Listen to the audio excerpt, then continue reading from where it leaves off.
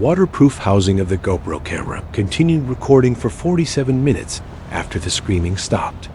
In that silence, with the lens pointed toward a pale gray sky and the gentle sound of water lapping against fiberglass, the camera captured something that would haunt the few who managed to see the footage before it disappeared from every major platform.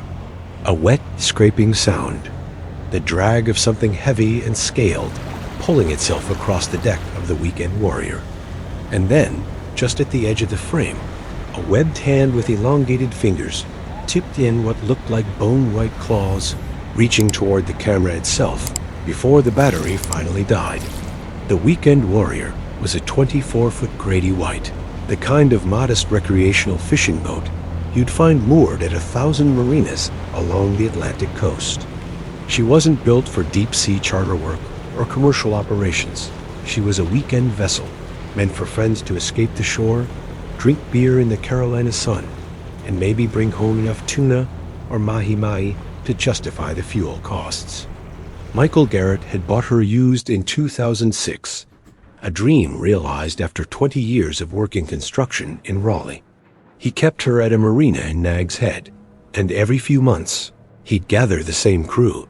His brother-in-law, Danny Vasquez, his longtime friend since high school, Tom Breslin, and Tom's younger cousin, Kevin Marsh. 4 men in their 30s, all with decent jobs, families waiting at home, and a shared love of being out on the water where cell phones didn't work, and the complications of ordinary life felt distant and manageable. The trip planned for October 11th, 2008, was supposed to be no different than a dozen others they'd taken.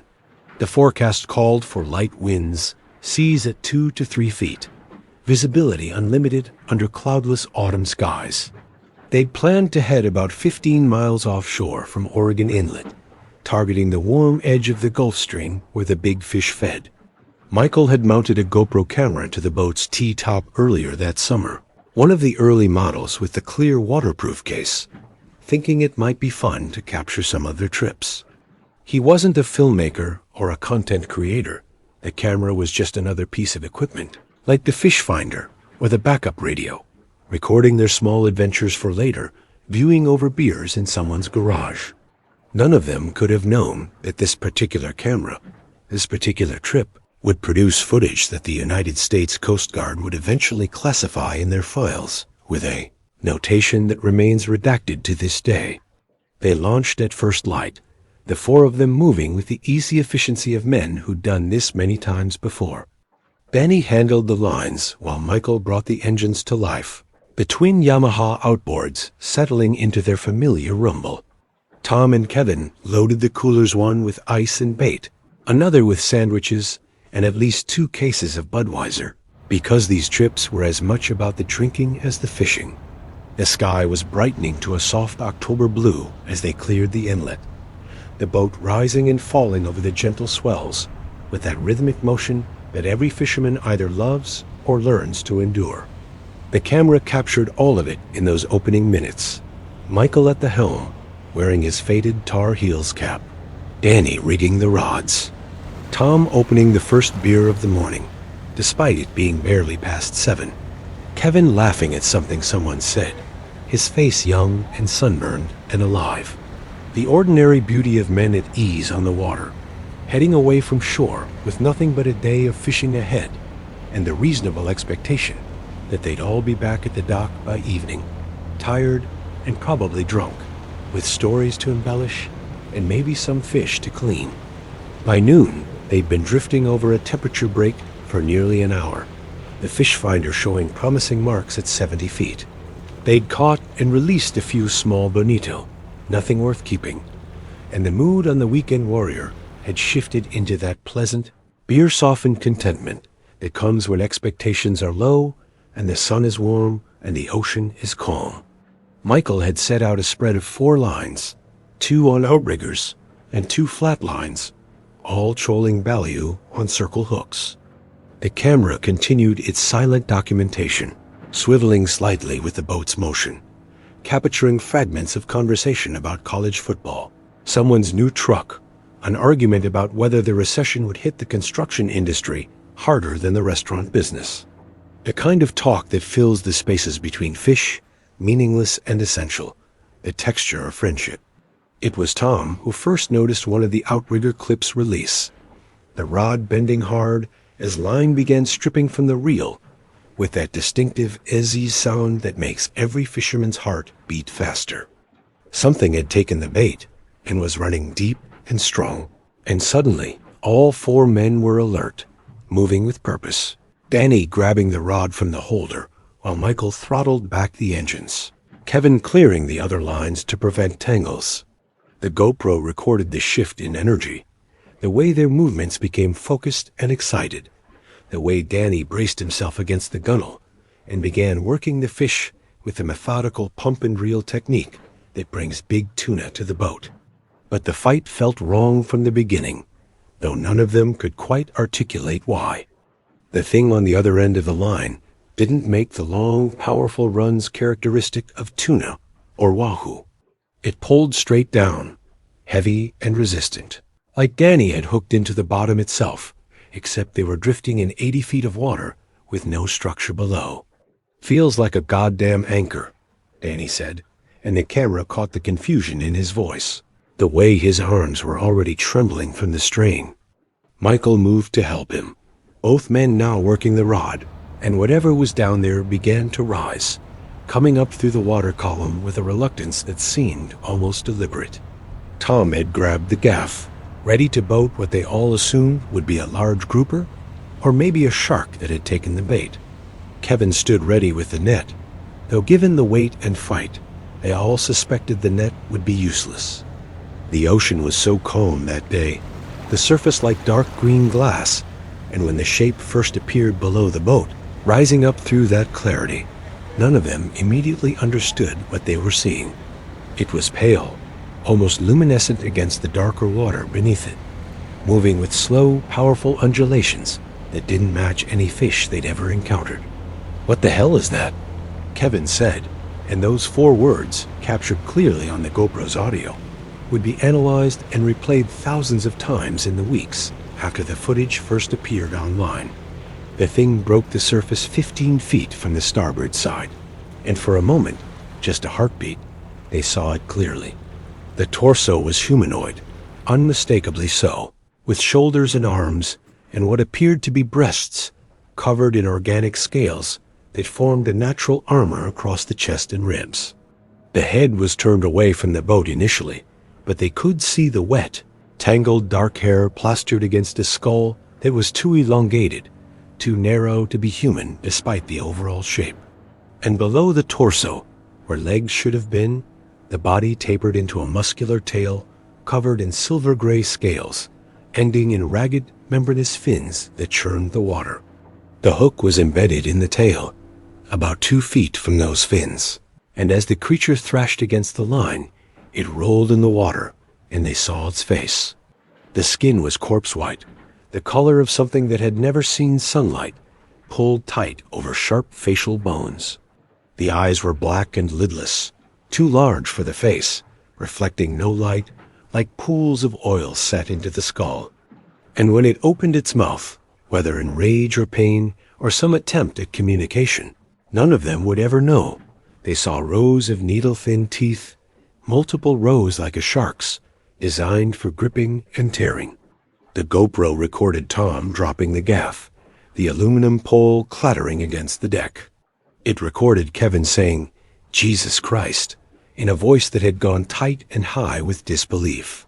It recorded Danny and Michael still holding the rod, frozen in place, staring at what they'd brought to the surface from the depths where such things were never supposed to exist. The creature stared back at them with those terrible black eyes, and for perhaps 10 seconds, nobody moved. The moment stretched out, suspended in the bright October sunlight, with the boat rocking gently, and the engines idling, and 4 men confronting something that violated every assumption they'd ever made about what was real and what was myth. Then Michael said, "Bring it in," and his voice carried a kind of manic excitement that suggested his brain was still processing the impossibility, still trying to convince itself that this was a strange fish, a deformed seal, anything other than what it clearly was. They pulled it closer to the boat, the creature no longer fighting, seeming to allow itself to be drawn toward the weekend warrior with a compliance that should have been their first warning. Its webbed hands, and they were hands, with palms and 5 elongated fingers. Despite the webbing and the bone-white claws hung at its sides, as Danny and Michael worked it alongside the hull. Up close, they could see details the initial sighting had missed. The way its scales caught the light with an oily iridescence, the gills that opened and closed rhythmically on its neck, the intelligence in those black eyes as it watched them watching it. "Get the gaff," Michael said. "Get the goddamn gaff? We need to pull it aboard." Tom retrieved the dropped gaff with hands that shook, extending it toward the creature with visible reluctance. And when the metal point touched its tail, just above where the hook was embedded, the thing didn't react, didn't flinch or thrash or try to escape. It simply allowed itself to be hooked, to be drawn against the side of the boat. And when Kevin and Danny reached down to grasp its arms, because what else could you call them? It offered no resistance at all. They hauled it over the gunwale with considerable effort, the creature's weight and the awkwardness of its form making the process clumsy and difficult. It landed on the deck with a heavy, wet sound, seawater pooling around it, and lay there motionless, except for the rhythmic working of the gills on its neck and the slow, deliberate movement of its chest as it breathed. The tail curled slightly, those ragged fins moving with a kind of languid grace, but otherwise it might have been dead or unconscious, stretched out on the fiberglass deck of the Weekend Warrior, like some nightmare catch that no taxidermist would ever agree to mount. The camera captured everything from its elevated position on the T-top, the pale, scaled body, the way its dark hair spread around its head in wet tendrils, the terrible beauty of something that was almost human, but so profoundly wasn't. And it captured the moment when the 4 men, after staring at their catch in silence, began to laugh. It was nervous laughter at first, the kind that comes when the mind is overwhelmed and doesn't know how else to process what it's experiencing. But it grew louder, more genuine, fueled by adrenaline and beer, and the sheer absurdity of the situation. "We caught a fucking mermaid," Kevin said, and he was grinning, actually grinning, his fear transmuted into something like joy. "Nobody's gonna believe this." Michael had his phone out before he'd finished speaking, moving to stand over the creature, angling for a photograph. "Get in here," he said to the others, gesturing for them to join him, and they did, gathering around their catch like hunters, posing with a prize buck.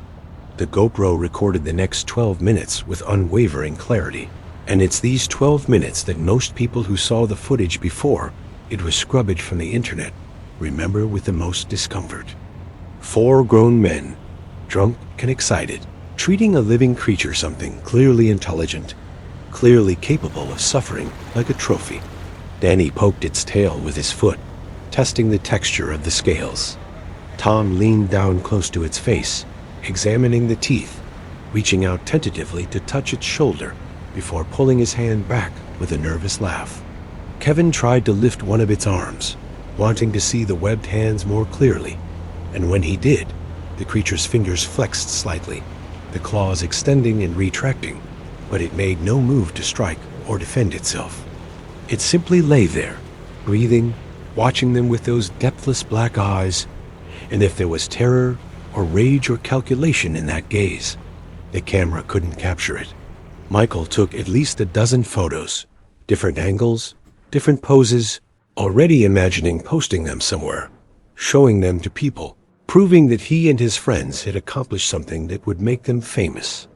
They talked about what to do with it, whether to try to keep it alive, whether to kill it and preserve it, whether anyone would buy it, whether the Coast Guard would confiscate it, whether they should just take pictures and throw it back. The conversation rambled, circular and increasingly drunk, and through it all, the creature remained motionless on the deck, its gills working steadily, its chest rising and falling, its eyes fixed on nothing and everything. It was Danny who first noticed the smell. Not the normal fish and ocean smell that permeated any boat deck, but something else, something organic and wrong, like meat beginning to turn in the sun. The creature's mouth had opened slightly, just enough to reveal those rows of needle teeth, and from somewhere in its throat came a sound that the GoPro's microphone captured with perfect fidelity. A clicking, rattling sound, rhythmic and deliberate, like bones being struck together underwater. The men fell silent, listening, and Kevin took a step back from where he'd been crouched near the creature's tail. "Maybe we should throw it back," he said, and for the first time since they'd hauled it aboard, something like fear had entered his voice. The creature's eyes moved, tracking from one man to another, and its lips pulled back slightly, exposing more of those terrible teeth. The clicking sound grew louder, faster, and now they could see its throat working, its chest expanding as if it were drawing in air for something. Michael had taken a step toward it, maybe intending to grab the gaff again, to push it back overboard, but he never completed that movement. The creature erupted from its prone position, with a speed that seemed impossible for something its size. One moment it was lying motionless on the deck, the next it had twisted its entire body, the powerful tail sweeping in an arc that caught Danny across the legs and sent him sprawling.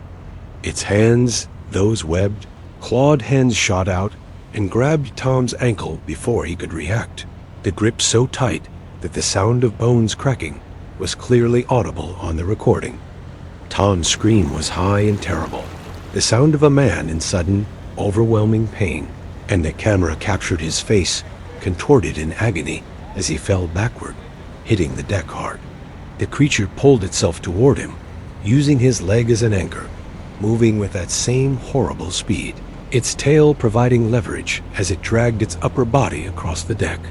Its mouth opened wider than should have been possible, the jaw unhinging like a snake's, and when it lunged forward and bit into Tom's thigh, the blood spray was immediate and shocking, painting the white fiberglass in arterial spurts. Kevin was screaming something incoherent, frozen in place near the stern. Michael had grabbed a fishing rod, holding it like a weapon, but he seemed unable to move forward, unable to help Tom, who was trying desperately to pull away, his hands scrabbling uselessly against the deck as the creature bit down again, this time on his side, those needle teeth punching through his shirt and skin and into the soft organs beneath. Danny had struggled to his feet, his right leg clearly injured from the tail strike, and he was reaching for the gaff when the creature released Tom and turned its attention to him. It moved across the deck like a seal on land, awkward but terrifyingly fast, its tail propelling it forward in lunging bursts. Danny swung the gaff in a wild arc, catching the creature across the shoulder, the point tearing through scales and drawing blood that was darker than human blood, almost black. The creature made no sound of pain, but its black eyes fixed on Danny with what could only be described as fury. And when it grabbed the gaff with both hands and yanked it from his grip, Danny stumbled backward toward the gunwale, with nothing between him and those teeth but empty air. Michael finally moved, swinging the fishing rod like a club, hitting the creature across the head hard enough that the rod shattered. It turned toward him, blood Tom's blood, Danny's blood, its own blood smearing its pale face, and for a moment they were face to face, man and monster, staring at each other across 3 feet of blood-slicked deck. Then it lunged, faster than Michael could react, those clawed hands reaching for his throat. The GoPro recorded Michael going down, the creature on top of him, its tail coiling around his legs, its hands finding his neck and squeezing. Danny had regained his balance and was moving forward again, limping badly, grabbing a life jacket and trying to use it to pull the creature off Michael, but it was like trying to move a boulder. The thing was impossibly strong, its body all dense muscle, and it took Michael to the deck with methodical violence, its weight crushing down on him as those clawed hands tightened around his windpipe. Kevin had found a flare gun in the emergency kit, and he was screaming at the creature to let go, to stop, but his hands were shaking so badly he couldn't aim, couldn't bring himself to fire with Michael underneath the thing. Tom was still alive. The camera showed him clearly, crawling toward the bow, leaving a thick trail of blood, his movements weak and uncoordinated. The boat was drifting, the engine still at idle, rocking gently on those calm October swells, while on its deck, 3 men fought for their lives against something that should not exist. The creature released Michael's throat and bit down on his shoulder, its teeth sinking deep, and Michael's scream was cut short as the thing pulled him toward the starboard side, toward the open water. Danny threw himself on its back, wrapping his arms around its torso, trying to anchor it to the boat, but the scales were slippery with blood and seawater, and he couldn't maintain his grip. The creature rolled, its tail sweeping both of them toward the gunwale, and with a strength that seemed supernatural, it pulled itself and Michael overboard in a single fluid motion. They hit the water and disappeared beneath the surface, and Danny, trying to hold on, went with them. The GoPro captured the splash, the empty space where 2 men had just been, and Kevin standing alone on the deck, the flare gun still in his hand, staring at the water where his friends had vanished. Tom had stopped moving near the bow, lying in a spreading pool of his own blood, his breathing shallow and labored. Kevin stood motionless for perhaps 5 seconds, the camera recording his face in profile, the shock, the incomprehension, the dawning realization that he was alone with a dying man on a boat in the middle of the ocean. Then the creature surfaced 20 feet from the boat, and it was pulling something under. And even at that distance, even through the camera's small lens, it was possible to see that the something was Michael, still struggling, still alive, being drawn down into water that was churning pink with blood. Kevin ran to the helm, his movements jerky and panicked, and started the engines, pushing the throttles forward.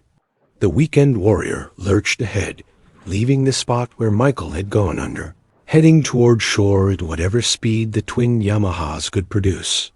The camera captured Kevin at the wheel, looking back over his shoulder at the water, at Tom bleeding out on the deck, at the impossible situation that had unfolded in the space of perhaps 3 minutes. He was crying.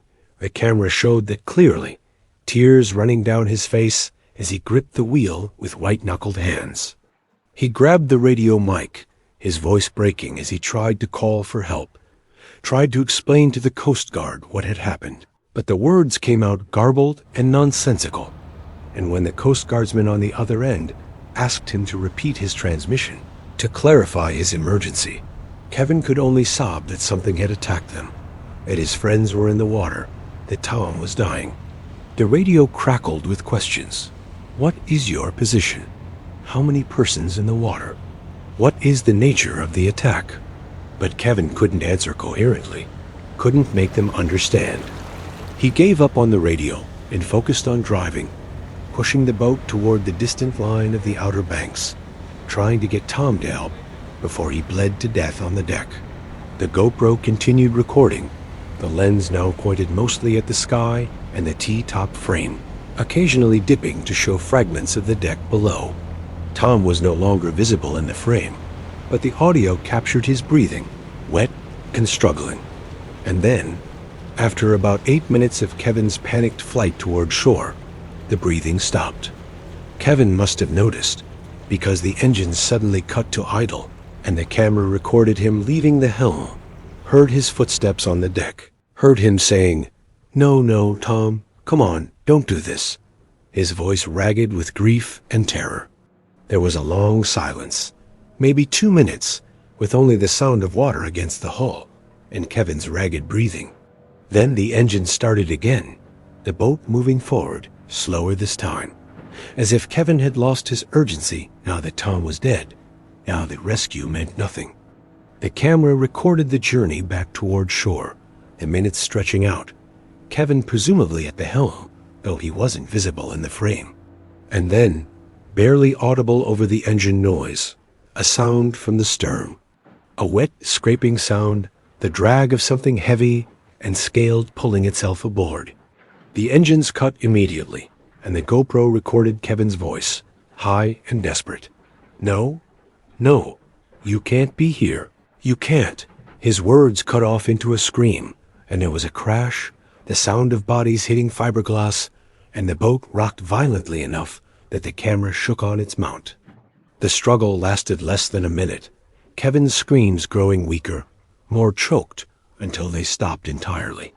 Then silence, broken only by that terrible wet scraping sound, the drag of something moving across the deck, getting closer to the camera's position. The GoPro's wide-angle lens caught the edge of movement in the lower part of the frame, something pale and scaled, a webbed hand reaching upward.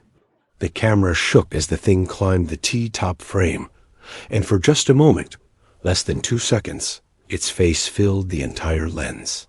The black, lidless eyes staring directly into the camera, the mouth open to reveal all those rows of teeth, dark blood smeared across the corpse-white skin.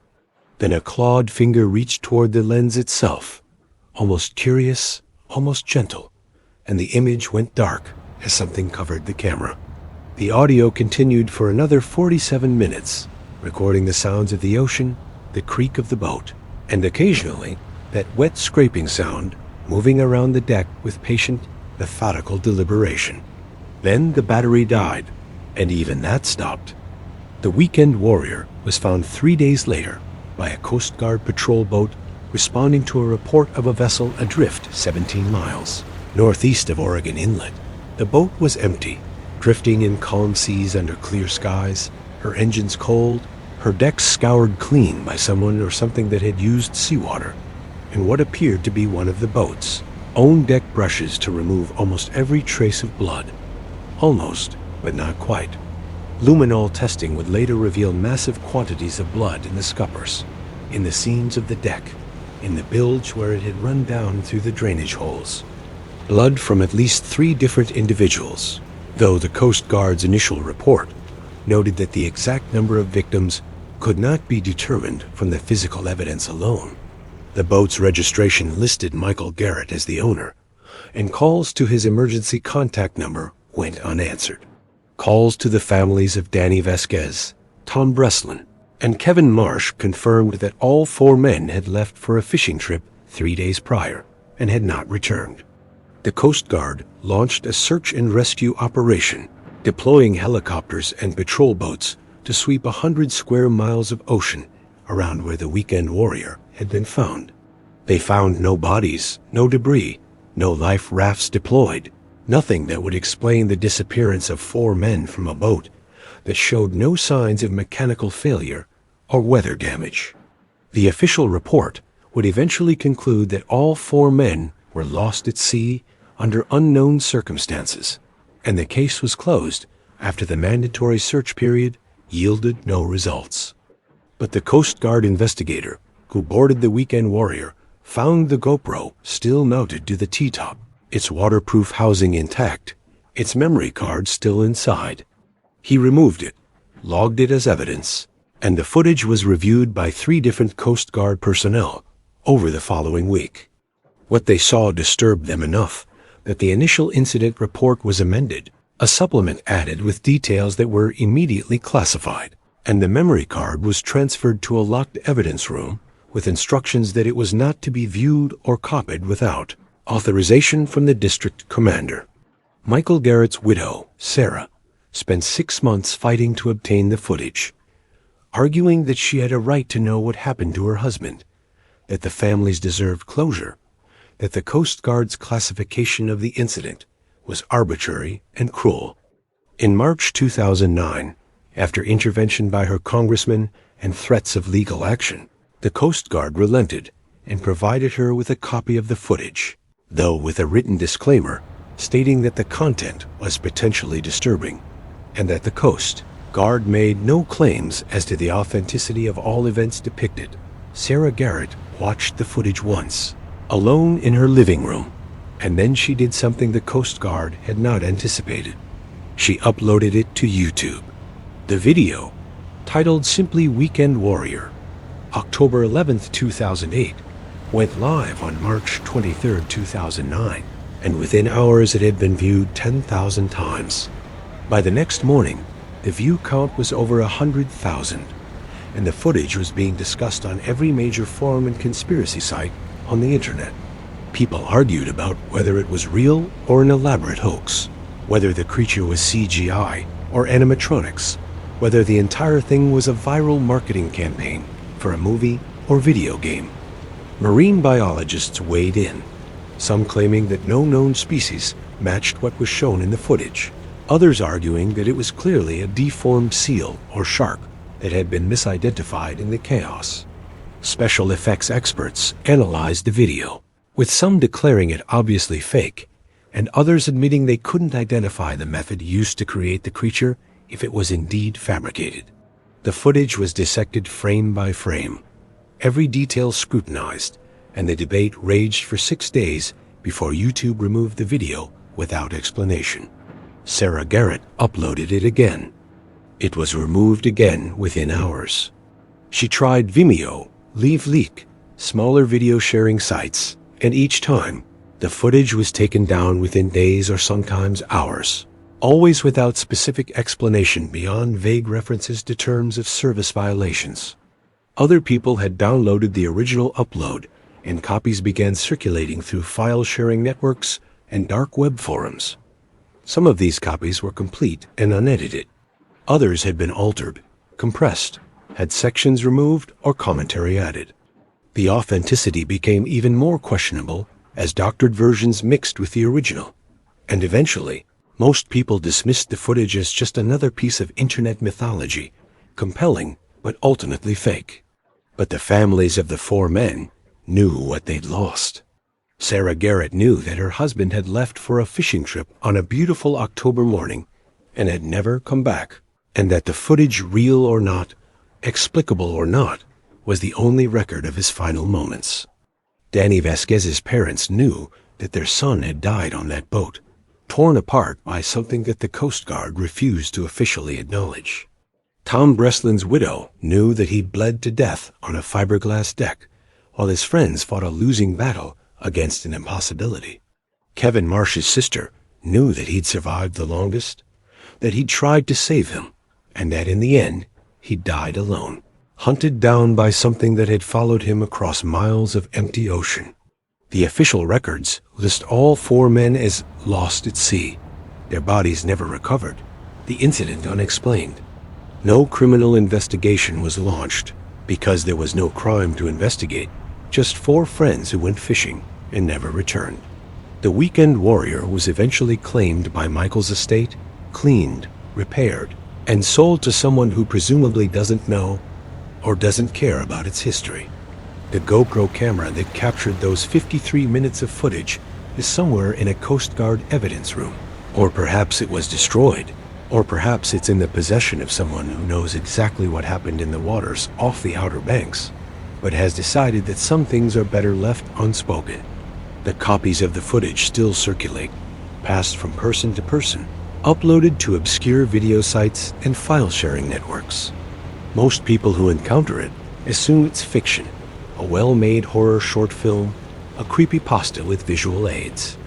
But there are others, people who work on fishing boats, or serve on Coast Guard vessels, or spend their lives on the ocean, who watch the footage and recognize something true in it, something that matches whispered stories they've heard, or things they've seen at the edges of their vision during night watches. They don't talk about it openly, because talking about it invites ridicule or worse, invites the attention of people who would prefer these stories remain untold. But they remember the 4 men from the Weekend Warrior, and when they're out on the water and something breaks the surface that doesn't quite match any known species, when they hear sounds in the night that their training can't explain, they remember. And they wonder what else is down there, in the depths where sunlight doesn't reach, in the trenches and underwater canyons that remain unmapped and unexplored. They wonder what might be watching from below when they trail their lines and nets through water that is far deeper and stranger than any of them want to imagine. If you've worked on the water, if you've spent time offshore in places where the ocean floor drops away into darkness, perhaps you've felt it too, that sense that you're not alone, that something is aware of your presence and watching with an intelligence that is ancient and patient and utterly inhuman. If you have your own experience, your own encounter with something in the deep that defied explanation, the comment section below is a place where others have shared similar stories. You're not alone, and you're not crazy. And maybe by sharing these accounts, we can piece together a larger picture of what exists in our oceans, beyond what mainstream science is willing to acknowledge. Subscribe to Maritime Incident Files for more accounts from the deep, more stories that official records won't tell you, more evidence that the ocean keeps secrets that are darker and more terrifying than anyone wants to admit.